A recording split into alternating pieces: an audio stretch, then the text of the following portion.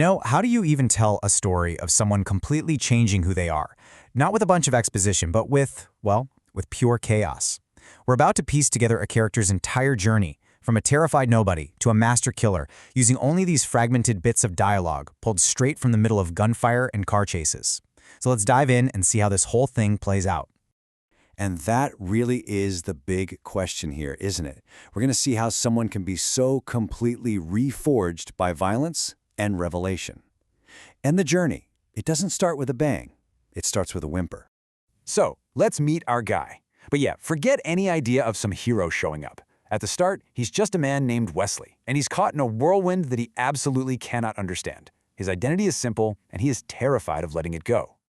And bam, right away, this drops us straight into his head. This isn't some call to action, right? It's just a raw, unfiltered reaction of pure shock. He is a passenger in his own life, and the ride has just gone completely off the rails. Now, what's so interesting here is how desperately he's clinging to that old identity. It's almost a mantra. He's not just telling other people who he is, he's trying to convince himself that his boring, predictable world somehow still exists. And wow, this slide just lays it all out, doesn't it? These lines are a storm of complete powerlessness. He's begging, he's pleading, he is 100% reacting to what's happening to him. There's zero agency here, just pure unfiltered terror. So this is our starting point, a man completely defined by his fear. But, every story like this needs a trigger, right? A moment where everything just flips. For Wesley, that moment comes when his entire understanding of his life and his family is just shattered. And just like that, he gets slammed with this new reality, the Fraternity. A secret, ancient order of killers. It's a world so far removed from billing reports and ergonomic keyboards, it might as well be on another planet. And boom, there it is, the big one. The single line doesn't just reveal a secret, it plants a seed. It suggests that maybe, just maybe, this panic-stricken accountant has something else buried deep inside him, a legacy of violence he never even knew he had. So once that bomb is dropped, the change starts. But this isn't a gentle process, not at all. It's a brutal, violent forging. And the next few slides, they're going to hit hard and fast, just like his training. You can just feel the language shift, right? It's no longer about pleas and begging. It's about commands. It's not about running away. It's about holding the weapon and facing the danger. The commands are simple, they're brutal. He's being forced to react, to move, to think like a target, and eventually like a hunter. And this is the final line he has to cross. The one act that finally breaks the accountant and forges the assassin.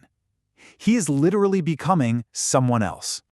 So after all that physical brutality, the fight turns inward. This question, thrown at him by a mentor, it just cuts right to the heart of his journey. He's not the accountant anymore, but he's not quite the killer yet either. He's stuck in this violent, confusing middle ground. Who is he now? No matter what you get into, sooner or later, you start asking questions. And just as Wesley starts to accept this new identity, he finds out the whole institution that made him is built on a lie. And you can feel the brakes come on here as the doubt starts to creep in.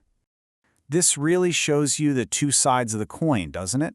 On one hand, you have the noble idea of the Fraternity, this ancient order. But on the other hand, you have the corrupted reality he's discovered, that it's all hollowed out from the inside. The thing he was forced to become a part of is a total fraud. And this is the moment it all clicks into place for him. The betrayal isn't some abstract idea, it's personal. The leader, the guy enforcing the rules, he's the one who broke them. And with that, Wesley's loyalty switches from the Fraternity to himself. And wow, just listen to the difference here. He's not the sheep anymore. He has embraced the very thing they turned him into, and now he's turning that power right back on them. He sees himself as the predator now. Okay, so this is it, the home stretch. This isn't about legacy or destiny anymore. It's about choice. It's about Wesley finally grabbing the steering wheel and deciding for himself what all of this, the old life and the new, actually means. And look at this. The tables have completely turned. He's a strategist now, a tactician. He gets deception. He's no longer the one being played. He's the one pulling the strings. Seeing this line again, it hits completely different, doesn't it? What was once a panicked plea for his life is now a tool, a weapon. It's a memory of a person who doesn't even exist anymore. The contrast is just incredible. And right here, it's a total cleansing. He is rejecting all of it. Not just the assassin training, but all the misery of his old life too. He's casting off everything, the grand conspiracies and the petty everyday pains. He's wiping the slate clean. I mean, this line right here, this is the whole point of the journey. He's taken the two sides of himself, the man he was and the killer he became, and he's forged a new identity, one that is entirely his own. This is him, finally, in control. And this is where we leave him. This last line, it's not just a taunt to his enemies, it's a challenge.